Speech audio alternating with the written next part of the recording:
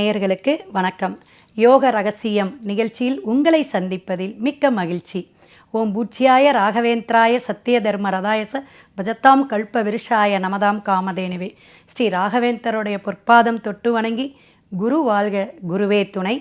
18ஆம் தேதி மே மாதம் திங்கட்கிழமை உங்கள் எல்லாருக்குமே நல்லா இருக்கட்டும்.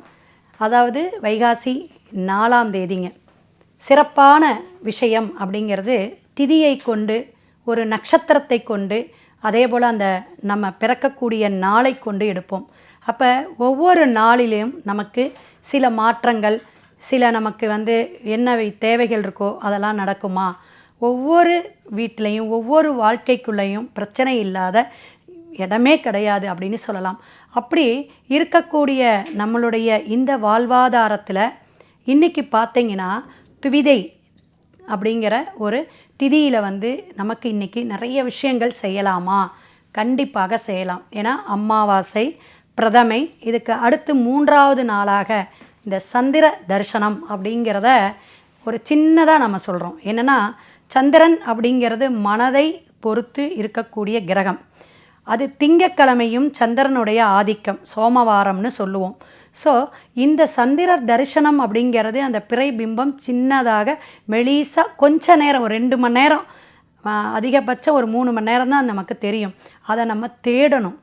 எப்பயுமே நல்ல விஷயத்தையும் நல்ல காரியத்தையும் தேடி தேடி தான் நம்ம போகக்கூடிய காலகட்டத்தில் இருக்கோம். அது கூட நமக்கு சொல்லுவாங்களே, குழந்தைங்கள டிமிக்கி கொடுக்குறியா அப்படிம்பாங்களா, அதுபோல் அந்த சந்திரனும் மின்னி மின்னி கண்டிப்பாக நமக்கு அது கண்ணில் படாமல் இருக்கும்.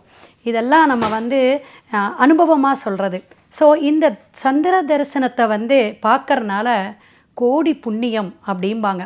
அதுவும் சித்த அமிர்த யோகத்தில் இன்றைக்கி வரக்கூடிய சந்திர தரிசனம் திங்கட்கிழமை ரொம்ப விசேஷம், சுப முகூர்த்தம்ங்க. இந்த சுப முகூர்த்தத்தில் இன்றைக்கெலாம் நீங்கள் வீடு மாற்றலாம், புதுசாக வீடுல பால் காய்ச்சறது, குடி போகிறது, இந்த மாதிரி விஷயங்கள். பெண் பார்க்கும் படலம், ஒரு வரன் பார்க்குறீங்க, இதுக்கெல்லாம் நீங்கள் போகலாம் தாராளமாக. ஏன்னா வளர்பிறையாக வந்துருச்சு. ஸோ இந்த மாதிரி நீங்கள் வச்சுக்கலாம். தவிர்க்க முடியாத சூழ்நிலை, எனக்கு இந்த காலகட்டத்தில் தான் முகூர்த்தம் திருமணத்துக்கு குறித்து வச்சுருக்காங்கன்னா அதற்கு சில ஆகம விதிப்படி அந்த தோஷ நிவர்த்திக்கு, இந்த அக்னி தோஷம் சொல்லியிருக்கோம்ல, இந்த வெயில் காலம் அப்படிங்கிற சித்திரை அக்னி வெயில்னால, சித்திரை கத்திரி வெயிலுங்கிறனால இந்த தோஷத்துக்கு சில பரிகாரங்கள்லாம் இருக்குது. இதை நம்ம திருமணத்துக்காக, திருமணம் பண்ணவுக்காக சொல்லக்கூடிய விஷயம் உண்டு. இந்த சந்திர தரிசனத்தில் மேற்கொண்டு நம்ம இப்போ நீங்கள் ஒரு கடல் சார்ந்த ஏரியாவில் இருக்கீங்க, சென்னையில் இருக்கீங்கன்னு வச்சுக்கிங்களேன். அந்த டைமில் நீங்கள் கடல், அந்த பீச்சில், மெரினா பீச்சில் போயிட்டு நீங்கள் நீர்நிலையாக இருக்கிற சமுத்திரத்துக்கிட்ட உங்களுடைய மனசில் இருக்கிற அத்தனை குறைகளையும் நீங்கள் கொட்டி தீர்த்து உங்களுடைய வேண்டுதல் பிரார்த்தனையை வைங்களேன், ரொம்ப சிறப்பாக இருக்கும். இதெல்லாம் அனுபவமாக நீங்கள் செஞ்சால் தான் புரியும். சிவாய நம. திருச்சிற்றம்பலம்.